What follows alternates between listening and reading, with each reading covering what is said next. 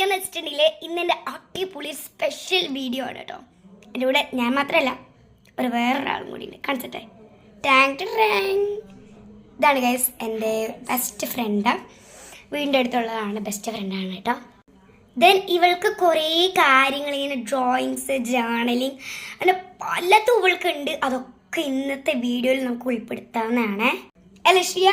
Yes yes. Shriya കുറച്ചും കൂടി നല്ല അടിപൊളി കുട്ടിയാണ്. എനിക്ക് നല്ല ഇഷ്ടമാണ് ശ്രീയനെ.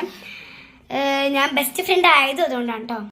അപ്പോൾ കൂടുതൽ നമ്മൾ സംസാരിച്ച് തീരുന്നില്ല, നമുക്ക് ശ്രീയയുടെ കാര്യത്തിലേക്ക് എടുക്കാം. അല്ലേ ശ്രീയ? Yes, come on. ഹലോ, എൻ്റെ പേരാണ് ശ്രീയ.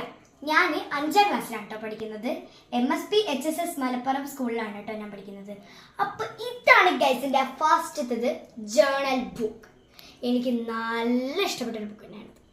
ഇതിൽ എല്ലാ കാര്യങ്ങളും ഉണ്ട്. എന്ന് വെച്ചപ്പോൾ ഇതിൻ്റെ സീക്രട്സ്, ഇപ്പോൾ ജേർണൽ, ടു ഡു ലിസ്റ്റ്, അങ്ങനത്തെ എല്ലാ ചാക്രിമക്ര സാധനങ്ങളും. അപ്പോൾ ഗൈസ്, ശ്രീയ പറഞ്ഞു വരുന്നത് ഇത് ശ്രീയയുടെ ഒരു കലകൾ നിറഞ്ഞൊരു ബുക്കും കൂടിയാണ്. അല്ലേ ശ്രീയ? അതെ, ഞാൻ ഇത് കാണിച്ചു തരാം. അപ്പൊ നമുക്ക് നോക്കാം. അപ്പോൾ നമുക്കിത് നോക്കിയാലോ. അപ്പം ആദ്യം തന്നെ തുറക്കുമ്പോൾ ഇങ്ങനെ ആക്രമാക്രി കുറച്ച് സാധനങ്ങളൊക്കെയാണ് കേട്ടോ. പിന്നെ ഉള്ളത് നല്ലത് കാണിച്ചാൽ കേസ്. ഇതൊക്കെ ഞാൻ ചെറിയ കുട്ടിയാകുമ്പോൾ വരച്ച് തുടങ്ങിയൊരു കഥകളിയാണ്, കോളായൊരു കഥകളി പോലെ. പക്ഷേ രസമുണ്ടായിരിക്കാം.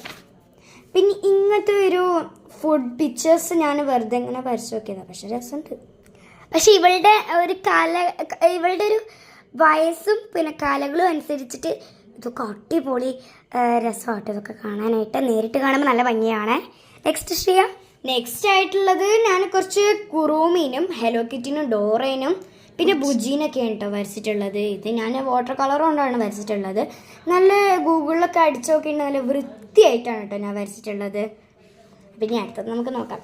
ഇത് ഞാനൊരു അടിപൊളിയായിട്ട് എൻ്റെതായിട്ടൊരു കലയായിട്ട് ഞാൻ ഒരു പിക്ചർ വരച്ചതാണ് ഗൈസ്. എനിക്ക് ഈ ഒരു പിക്ചറാണ് ഏറ്റവും കൂടുതൽ ഇഷ്ടമായിട്ടുള്ളത്. കാരണം ഒരു ഫ്ലവറും പിന്നെ ഇവിടെ ഒരു ബട്ടർഫ്ലൈയും എല്ലാതും കൂടിയിട്ട് നല്ല ഭംഗിയായിട്ട് കേട്ടോ.